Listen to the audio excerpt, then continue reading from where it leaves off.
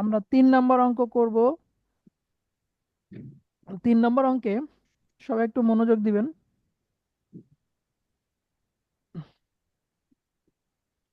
ভাই এই ধরনের অঙ্কে কি ওই উপরের ওই কথাগুলো কি বলাই থাকে? কোন কথাগুলো?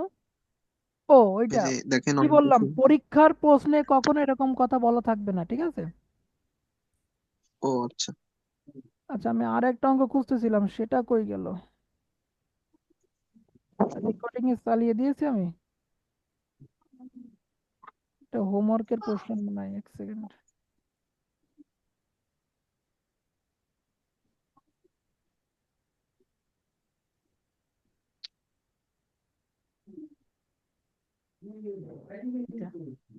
আচ্ছা, খেয়াল করেন, আমি অঙ্ক করাবো মূলত এইটা, হ্যাঁ।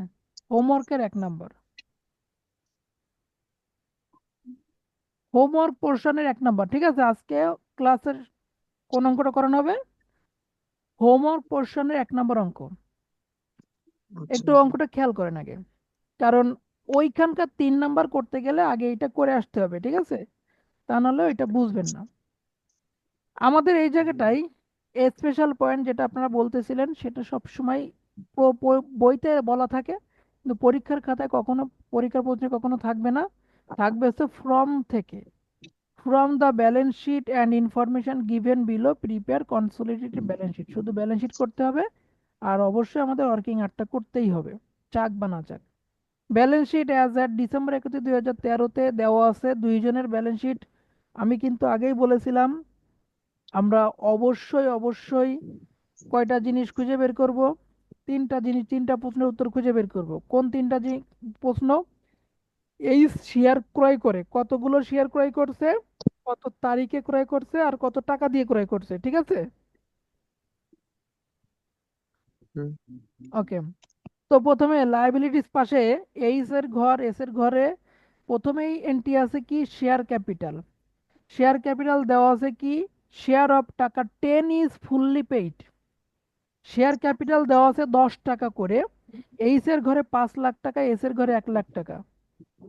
প্রফিট অ্যান্ড লস অ্যাকাউন্ট দেওয়া আছে 2 লক্ষ টাকা আর 60,000 টাকা। দেখেন এখানে প্রফিট অ্যান্ড লস অ্যাকাউন্টে আগের আগের অঙ্ক করতে যেমন প্রফিট এত টাকা, লস এত টাকা, এরকম কথা বলা ছিল না?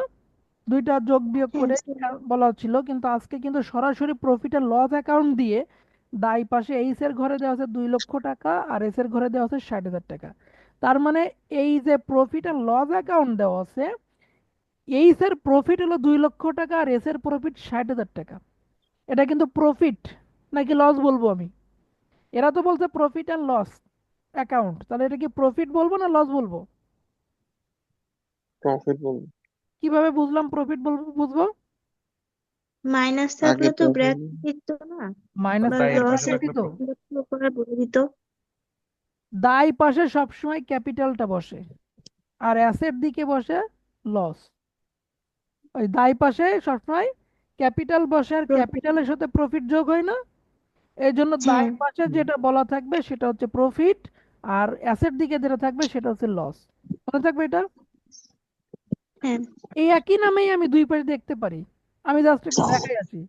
দেখো, এরপরে যে কোনো একটা অঙ্কে যদি আমি এর পরের অঙ্কে যদি দেখাই আপনাদেরকে, আহ পাইতে পারবো, পাইতে পারি। এটাতে নাই।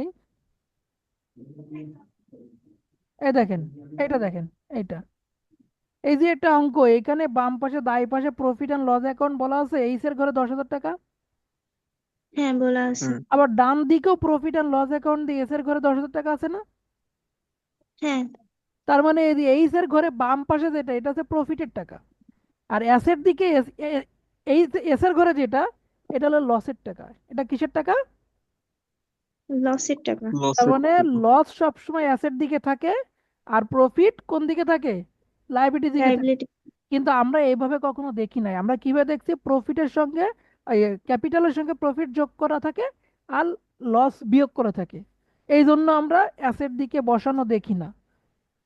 তো যেহেতু শেয়ার ক্যাপিটাল দেওয়া আছে আলাদা করে, প্রফিট আর লসটা ওই সঙ্গে যোগ করা থাকে না, এই জন্য এটা আলাদা আলাদা করে দেওয়া আছে। যাই হোক, আমরা মেইন অঙ্কে চলে যাই। তো মেইন অঙ্কে আমরা এখানে প্রফিট পেয়েছিলাম কত টাকা? এইচ এর ঘরের কয় টাকা প্রফিট ছিল? 2 লক্ষ টাকা। 2 লাখ।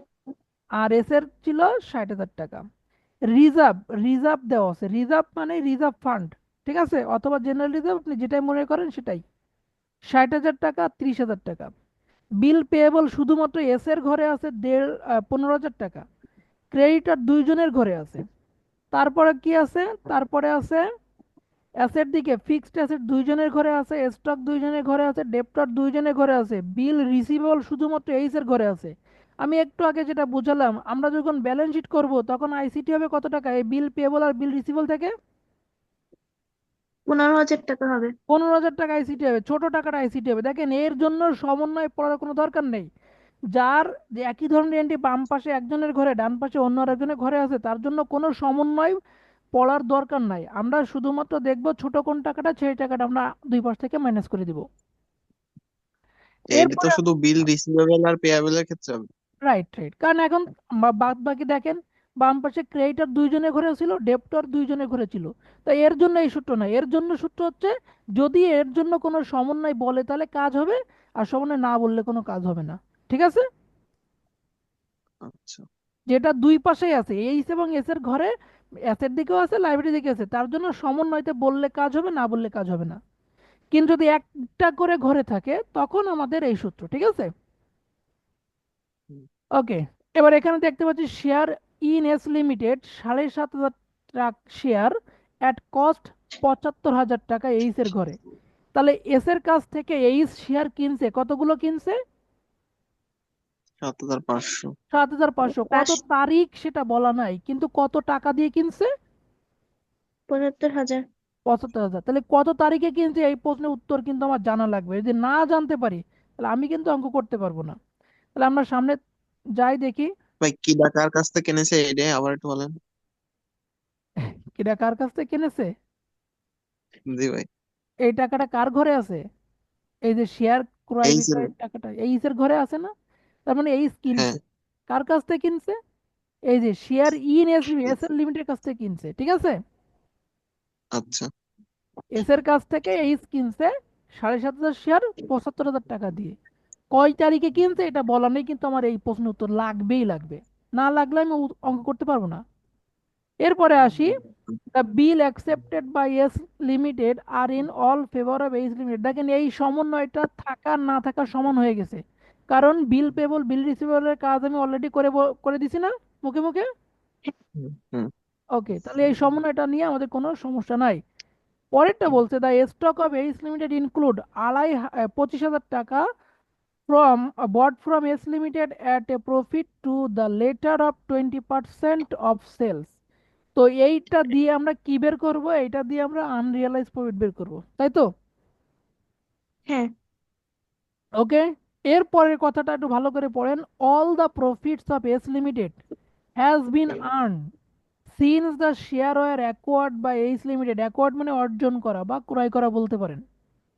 তাহলে এইচ লিমিটেড শেয়ার যখন ক্রয় করেছে সেইখান থেকে এস এর সকল প্রফিটটা অর্জিত হয়েছে। তাহলে বলেন তো, শেয়ারটা কিনেছিল কখন সেটা তো বলা নাই, কিন্তু এইখানে এস এর যে প্রফিটের কথাটা বলছে, এস এর প্রফিট মোট কয় টাকা বলছে? 60,000 টাকা। 60,000। এই 60,000 টাকা প্রফিট কখন থেকে হয়েছে? শেয়ার ক্রয়ের পরে হয়েছে। কথা কি ক্লিয়ার নাকি না? হ্যাঁ, ক্লিয়ার। হুম। এইটাই কিন্তু এই কথাই আমাকে বলে দিছে যে এই 60,000 টাকা প্রফিট পুরোটাই শেয়ার ক্রয়ের পরে হয়েছে, মানে শেয়ার ক্রয় যখন থেকে হয়েছে তখন থেকে আজ পর্যন্ত এসে আমার এই প্রফিটটা অর্জিত হয়েছে। তার মানে শেয়ার ক্রয়ের পরের জি ভাই। প্রফিট হয় 60,000 টাকা। But there was already a reserve 30,000 টাকা। কিন্তু ওই সময় যে সময়টা শেয়ার কিনেছে ওই সময় অলরেডি রিজার্ভ ছিল 30,000 টাকা। মানে এই যে রিজার্ভের টাকা বলছে 30,000, এই 30,000 কথা বলছে। কোন 30,000? প্রফিটে। ব্যালেন্স। এই যে রিজার্ভ 30,000 টাকা এস এর ঘরে দেখতে পাচ্ছেন, হ্যাঁ হ্যাঁ। হ্যাঁ, রিজার্ভ 30। এই 30,000 টাকায় কখন ছিল? যে তারিখে শেয়ারটা কিনেছে ওই তারিখে অলরেডি আমার 30,000 টাকা রিজার্ভ ছিল। কথা ক্লিয়ার?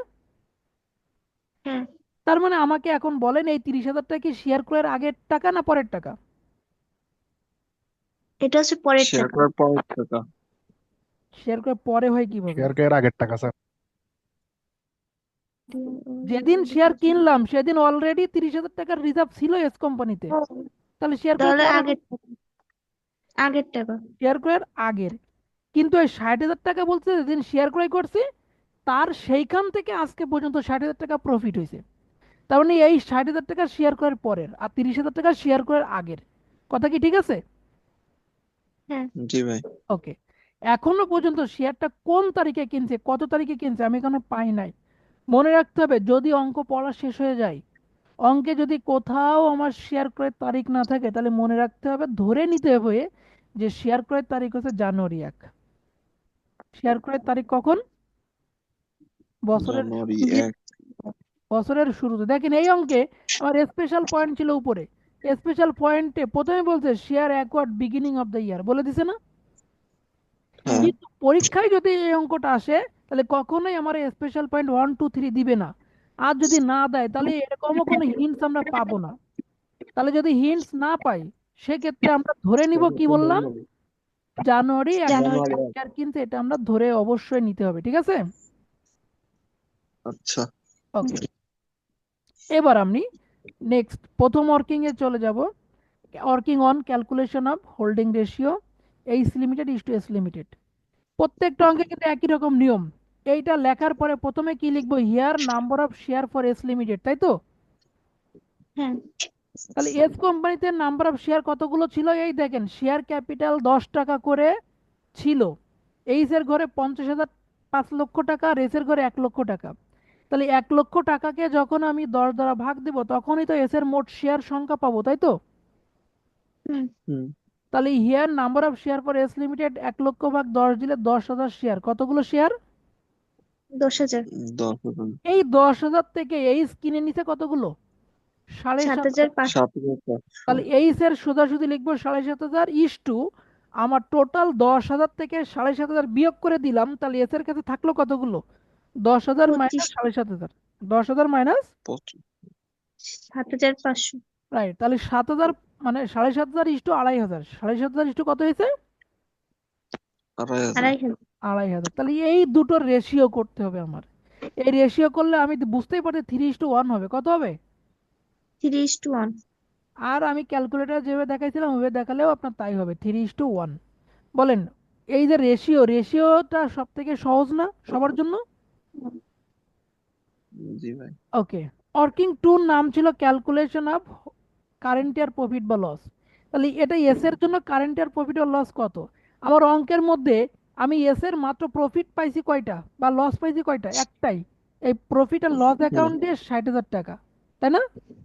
জি হ্যাঁ, ভাই, 60,000 টাকা হয়েছে তাহলে প্রফিট। আমার এই 60,000 টাকা নিয়ে সমন্বয়তে বলে দিছিল যে all the profit of S limited has been earn since the share were acquired by H limited. H limited share যখন ক্রয় করছে সেইখান থেকে আজকে পর্যন্ত এই সময়ে আমার সকল প্রফিটটা অর্জিত হয়েছে। তাহলে এস এর যে 60,000 টাকা প্রফিট পুরোটাই শেয়ার ক্রয়ের পরে, তাই বলে দিল। তার মানে শেয়ারটা কিনছিল কখন? জানুয়ারি 1 তারিখে, তাই তো নাকি? হুম। তাহলে হ্যাঁ। শেয়ার যদি জানুয়ারি 1 তারিখে কিনে, তাহলে জানুয়ারি 1 তারিখের পর থেকে ডিসেম্বর 31 তারিখ পর্যন্ত আমার 60,000 টাকা প্রফিট হয়েছে। তার মানে এটাই কারেন্ট ইয়ার প্রফিট। এটাই কি প্রফিট? Current year profit. তাহলে এক লাইনে কথা শেষ, কারেন্ট ইয়ার প্রফিট সমান সমান 60,000 টাকা। কারো কোনো ডাউট আছে? না। তাহলে কারেন্ট ইয়ার প্রফিট সমান সমান 60,000 টাকা। এই হলো দুইটা ওয়ার্কিং শেষ। ওয়ার্কিং 3 নাম কি ছিল? ক্যালকুলেশন অফ, বলেন, ক্যাপিটাল প্রফিট। Capital profit. আর 5 নম্বরের নাম কি ছিল? রেভিনিউ প্রফিট আর loss. Capital profit of loss আর রেভিনিউ প্রফিট অফ লস। এই দুটো ছিল 3 এবং 5-এ, তাই তো?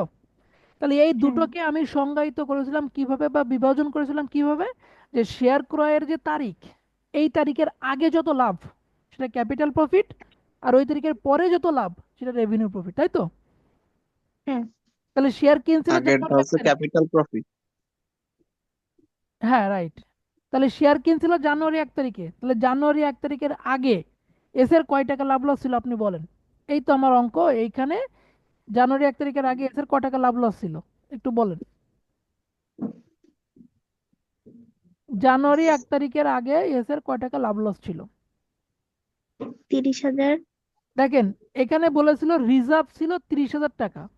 এই হ্যাঁ, 30,000 পুরোটাই ছিল ওই শেয়ার ক্রয়ের তারিখে অলরেডি ছিল না, বলছিল না এইস হ্যাঁ লিমিটেড। হ্যাঁ হ্যাঁ হ্যাঁ, তারপর বলছে কি, but there was already reserve 30,000 টাকা ও অ্যাট দ্য দ্যাট ডেট, ওই তারিখে অলরেডি 30,000 টাকার রিজার্ভ ছিল। তো রিজার্ভ মানে কিসের টাকা বলছিলাম, প্রফিটের টাকা না? হ্যাঁ রাইট। তাহলে আমার ক্যাপিটাল প্রফিটের মধ্যে এই 30,000 টাকা যাবে, কারণ এটা শেয়ার ক্রয়ের আগের প্রফিট, তাই তো? আর শেয়ার ক্রয়ের পরে জি তাহলে বাকি থাকলো কোনটা, এই 60,000 টাকা না? 60,000। হুম।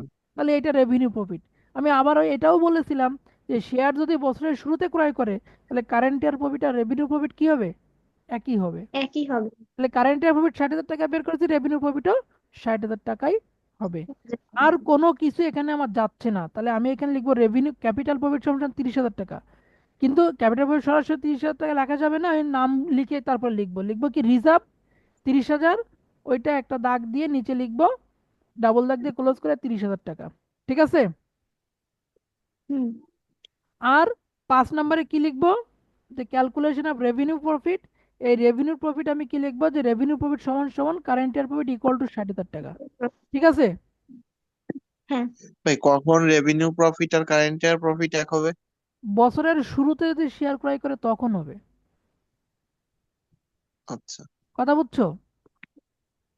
হুম। তাহলে বলো, ক্যাপিটাল প্রফিট আর রেভিনিউ প্রফিট সবাই বুঝতে পারছো, তাই তো? এখন এই ক্যাপিটাল প্রফিট আর রেভিনিউ প্রফিট দুইটাকে আমি কি করব, তাদের রেশিও দ্বারা ভাগ করব, আর কোনো কিছুকেই কিন্তু ভাগ করি না, শুধু এই দুটোকেই ভাগ করি। ঠিক আছে? তাহলে 30,000-কে যদি হুম। আমি শেয়ার দ্বারা ভাগ করি, তাহলে এইচ পাবে কতটুক, 30,000 গুণ 3/4, নাকি 3:1 যেহেতু ছিল। হুম তাহলে 22,500, আর হ্যাঁ এর কাছে থাকে কত, 30,000 ইন্টু 1/4 ইকুয়াল টু 7,500। আর 5 নম্বরে গিয়ে 60,000 টাকাকে ভাগ করলে হবে 45,000 আর 15,000, কত কত? 45,000 আর 15,000। এক্স্যাক্টলি। বলেন, বুঝতে কোনো সমস্যা থাকলে বলতে ক্যাপিটাল পারেন। প্রফিট আর এই রেভিনিউ প্রফিট ওই যে দুই রেশিও দ্বারা ভাগ করব দুই জায়গায়। হ্যাঁ, রাইট। ভাগ করে দিয়ে দেবো কে কত পাই, হ্যাঁ। আচ্ছা। এবার মাঝখানে ওয়ার্কিং ফোরের নাম ছিল গুডউইল অবলিক ক্যাপিটাল রিজার্ভ। তো গুডউইল অবলিক ক্যাপিটাল রিজার্ভে আমি কি বলেছিলাম, যে এইস এর জন্য করতে হবে, এইস কতগুলো শেয়ার কিনেছিল, 75,000। 70,000 7,500। শেয়ার ও না কিনছে। সরি, 7,500। তাহলে এই 7,500 শেয়ারের জন্য সে যা যা পাবে সব যোগ করব। তাহলে 7,500 শেয়ারের জন্য সর্বপ্রথম পাই কি, শেয়ার ক্যাপিটাল পাই না? কারণ আগে টোটাল এস হ্যাঁ। এর কাছে 10,000 শেয়ার ছিল, যার ক্যাপিটাল ছিল 1,00,000 টাকা, তাই ছিল না? জি ভাই। এই যে ব্যালেন্স শিট, এই ব্যালেন্স শিটের দিকে তাকাও, দেখো এস এর 10 টাকা করে শেয়ারের সংখ্যা ছিল, আর এস এর মোট ক্যাপিটাল ছিল 10,00,000 টাকা। এই 10,00,000 টাকা এক ছিল 10,000 এক লাখ শেয়ারের এক জন্য। লাখ হ্যাঁ, 1,00,000 টাকা কতগুলো শেয়ারের জন্য ছিল, দশ দশ হাজার দশ হাজার শেয়ারের হাজার জন্য। শেয়ারের জন্য। এখান থেকে এইস যেহেতু 7,500 শেয়ার কিনে নিছে, তাহলে 7,500 শেয়ারের ক্যাপিটাল 75,000 টাকার মালিক কে এখন, এইস। এইস। তাহলে এইস শেয়ার ক্রয়ের সাথে সাথে প্রথমে আমি ক্যাপিটাল প্রফিট পাবো। তাহলে প্রথমে লিখবো কি, capital profit, sorry share capital. Share capital কত টাকা, 7,500 গুণ 10 দিলে হবে কত, 75,000। 75,000। রাইট। এইবার কি পাবো, সব সময় এখানে ক্যাপিটাল প্রফিটের যে অংশটা সেইটা পাবো। তাহলে শেয়ার ক্যাপিটালের মানে লেখার পরে এর সঙ্গে যেহেতু প্রফিট আছে, তাহলে যোগ করব ক্যাপিটাল প্রফিট। কত টাকা ক্যাপিটাল প্রফিট পাইছিল এই এইস, 22,500। তাহলে অ্যাড ক্যাপিটাল প্রফিট, এই 22,500 টাকা লিখলাম। আমি শেয়ার কিনে সব সময় এই দুটো জিনিসই পাবো, এর বেশি কিছু পাবো না, মনে থাকবে? শেয়ার হ্যাঁ ক্যাপিটাল আর ক্যাপিটাল প্রফিট এই দুটো। রাইট। কিন্তু যদি ক্যাপিটাল প্রফিট না হয় লস হতো, তখন যোগের বদলে বিয়োগ করতাম, এতটুকুই চেঞ্জ। ঠিক আছে? আচ্ছা। ওকে। তাহলে 97,500 টাকা হয়। এই সুবিধাটা আমরা পেয়েছিলাম, আর এটা পাওয়ার জন্য আমি কস্ট প্রাইস কত টাকা দিয়েছিলাম, 7,000।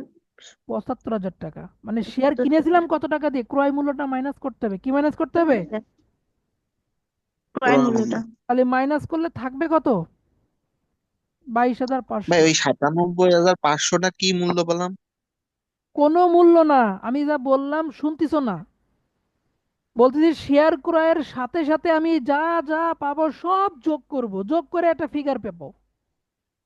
হ্যাঁ, তাহলে আমি শেয়ার ক্রয় করে কি কি পাইছি? শেয়ার ক্যাপিটাল পাইছি আর ক্যাপিটাল প্রফিট আর পাইছি। তাহলে ক্যাপিটাল এই প্রফিট মূল্যটা পাইছি কত দুটোই। হয়েছে?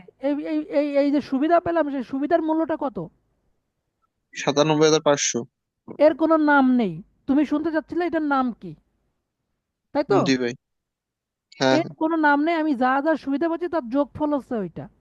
এবার এখান থেকে আমি কত আচ্ছা। টাকা দিয়ে ক্রয় করেছি, সেই ক্রয় মূল্য ছিল কত? 75,000 টাকা। এটা প্রথমেই ওই যে 3টা প্রশ্নের উত্তর খুঁজেছিলাম সেখানে বলা ছিল। তাহলে সেখান থেকে আমি নিয়ে আসছি 75,000 টাকা মাইনাস করলে হয় 22,500। ক্রয় মূল্য কি বড় ছিল না ছোট ছিল? হুম, ক্রয় মূল্য ছোট ছিল। ক্রয় মূল্য বড় হলে নাম হতো গুডউইল, আর ছোট হলে ক্যাপিটাল রিজার্ভ, তাই তো নাকি? হ্যাঁ। হ্যাঁ, হ্যাঁ। ওকে, তাহলে এটার নাম ক্যাপিটাল রিজার্ভ। এটা সরাসরি রিজার্ভ। কোথায় বসবে? ব্যালেন্স শিটে বসবে। এরপরে কোথায় বসবে? ব্যালেন্স শিটে। ওয়ার্কিং সিক্স এর নাম ছিল মাইনরিটি ইন্টারেস্ট। মাইনরিটি ইন্টারেস্টের মধ্যে কি বলেছিলাম? এস এর যা যা পাওয়া সব এইখানে পাবে সে, সব এক জায়গায় যোগ করবে। তাহলে এস এর কাছে 2,500 শেয়ার ছিল বাকি। ওই 2,500 শেয়ারের ক্যাপিটালের মালিক কি এখন এস না? হ্যাঁ। তাই প্রথমে লিখবো শেয়ার ক্যাপিটাল 2,500 গুণ 10 দিলে হবে 25,000 টাকা। এর সঙ্গে ক্যাপিটাল প্রফিটের একটা অংশ পাইছিল আর রেভিনিউ প্রফিটের একটা অংশ পাইছিল, মানে 3 এবং 5-এ আমি কিন্তু দুইটা রেশিও কেটেছিলাম, যেখানে এইচ কিছু কিছু অংশ পাইছিল আর বাকি অংশ পাইছিল এস, তাই তো? হুম। হ্যাঁ, তাহলে এই যে মাইনরিটি ইন্টারেস্ট, যেটা এস এর জন্য না, তাহলে এস 2500 শেয়ারের জন্য 10 টাকা করে মোট 25,000 টাকার ক্যাপিটাল পেয়েছে। এর সঙ্গে ক্যাপিটাল প্রফিট আর রেভিনিউ প্রফিট যে দুটো অংশ পাইছিল সেই দুটো অংশ আমি এখানে যোগ করব।